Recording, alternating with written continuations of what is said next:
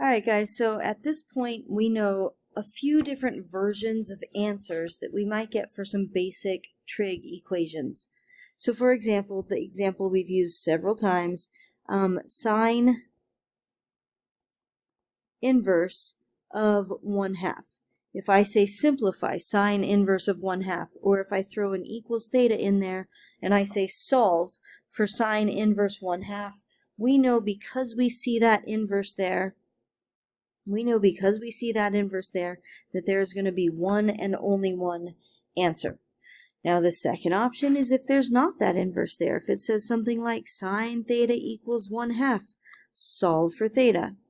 That's the situation where we're going to say opposite over hypotenuse, opposite over hypotenuse. We find the little reference angles of 30 and 30, and then each of these answers, we're actually going to spin around the circle an infinite number of times. So for each of these, we would spin an infinite number of times, and we're going to end up with an infinite number of answers. Now the same problem again might have the instruction to find two different non-coterminal angles, in which case obviously we would have two solutions. And then finally, the same question one more time, they might put on an interval, and that interval is commonly 0 to 360, but it doesn't always have to be. It could be 0 to, say, 450 or some other interval there. And so you would solve it the regular way. You'd find your 30, you'd find your 150, and then once you have your angles, 30 and 150, you can add and subtract 360 until you have found all the different angle possibilities that might exist on your interval. So we could have one and only one solution.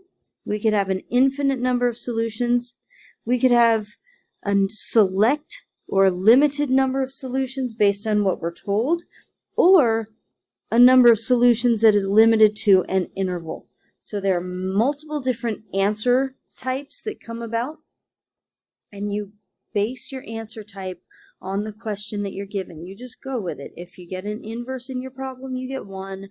If you don't have an inverse and you have no other restrictions, there's an infinite number of solutions. If you're told the number to deal with, then that's how many you're going to get, or you just fit them onto the interval. Now, before we move too much further, we need to talk about the whole spinning around the circle thing. We know that different answers in different locations, you spin around the circle in full circles, and that will give you your infinite number of solutions. And we also know that two different solutions that are lined up back to back, you still have an infinite number of solutions, but you spin in half circles. This tends to happen with the tangent and cotangent curves, but it can happen other times too. When you have answers that line up back to back, you're going to spin in half circles so that you're going back and forth between the two answer choices over and over and over, and you get your infinite number of solutions. But the infinite number of solutions thing, it's not just full circles like this situation or half circles like these situations. There are other types of situations that come up. For example, if you had answers of 0, 90, 180, 270, we have 4 different answers there, and they are all evenly spaced around the axis. The entire way around the axis, they are all evenly spaced.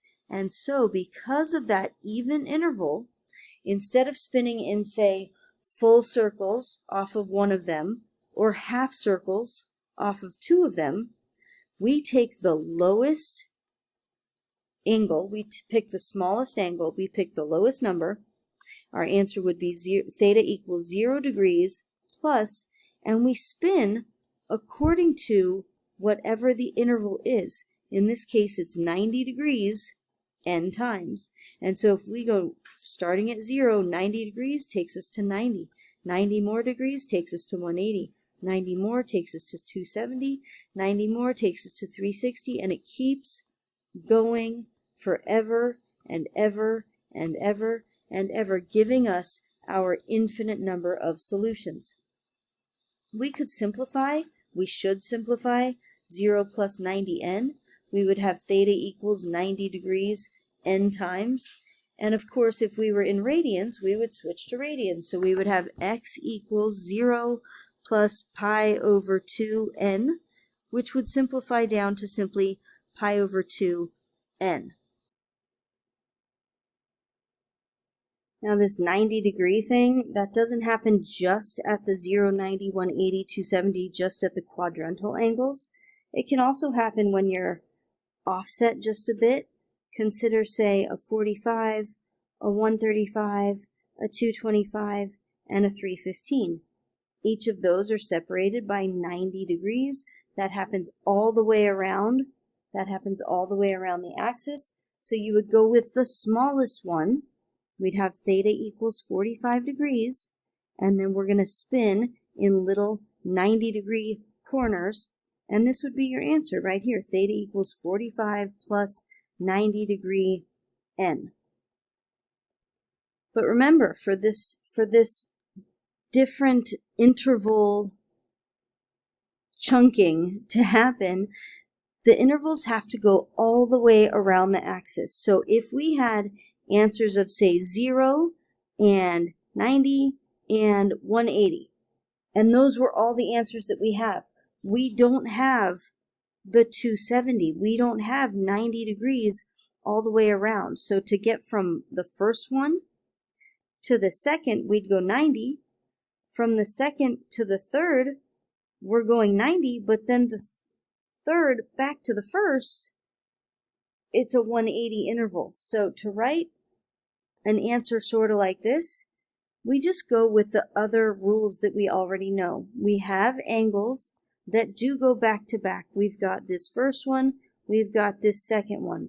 So to deal with those, we would say theta equals 0 plus 180n. We'd be spinning in half circles to go back and forth between these two green angles that I've made there. We could simplify our answer to just 180n.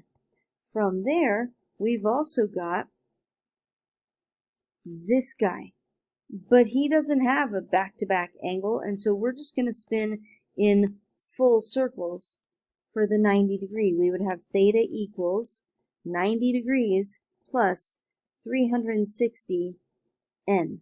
So if there was ever a situation that came up where the answers don't go in an even interval all the way around the graph, well, then we deal with it. We just use the rules that we already know to write the answer in the simplest version possible. Going back to the even interval thing, anytime your answers create an even interval all the way around the axis, that's what you're going to use.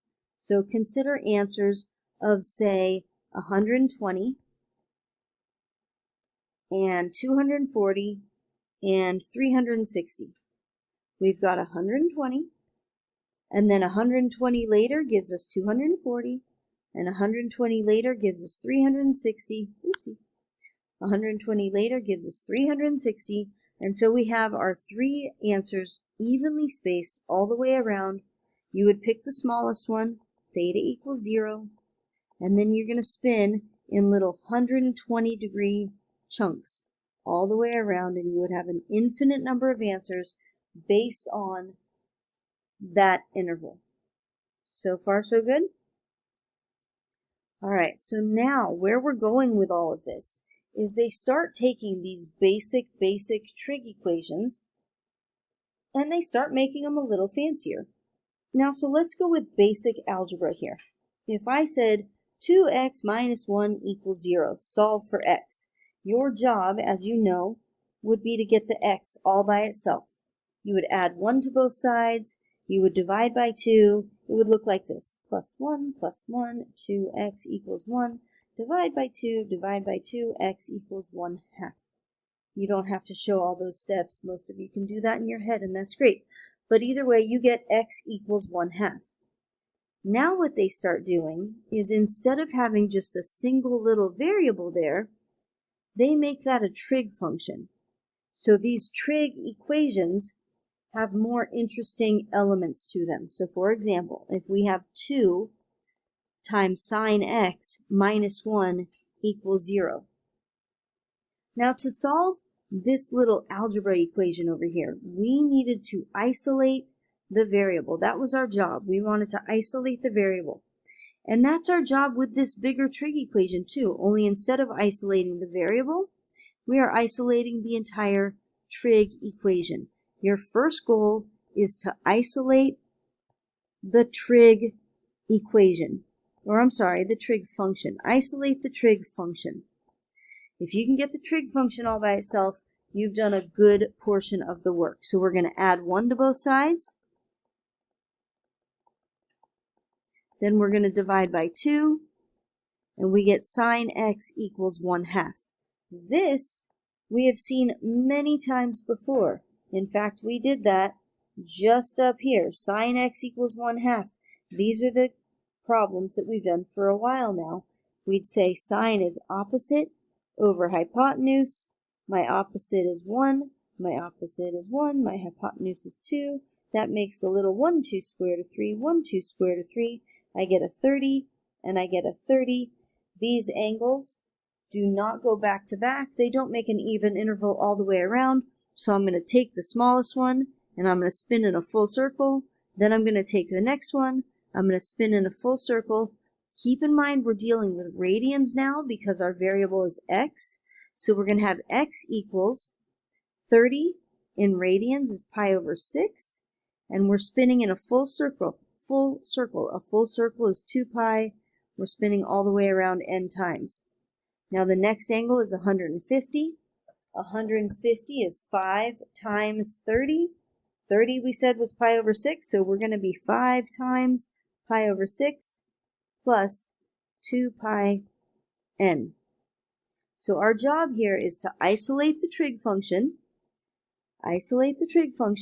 and then once you've isolated the trig function, you can continue to solve for x or theta. Then you can solve for x or theta. Let's take another look. How about a problem like this?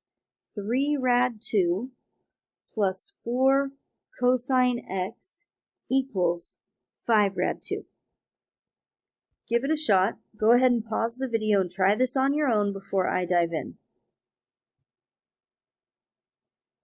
And here we go. I'm going to go minus 3 rad 2, minus 3 rad 2. So I have 2 rad 2 on this side and 4 cosine x on this side.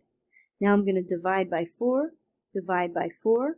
I have cosine x equals, I'm going to cancel those. I've got rad 2 over 2. Just scooting right over here. I'm going to unrationalize cosine x equals 1 over rad 2. So katoa, that's adjacent over hypotenuse. I'm looking for an adjacent of 1, a hypotenuse of rad 2, a hypotenuse of rad 2. So that makes a 1, 1 square root of 2, a 1, 1 square root of 2. Those are going to make little 45-degree reference angles. And again, they don't go back to back. They're going to just go in full circles. So I'm going to take the smaller one, x equals 45. 45 in radians is pi over 4. So it's pi over 4 plus a full circle around. So pi over 4 plus 2 pi n.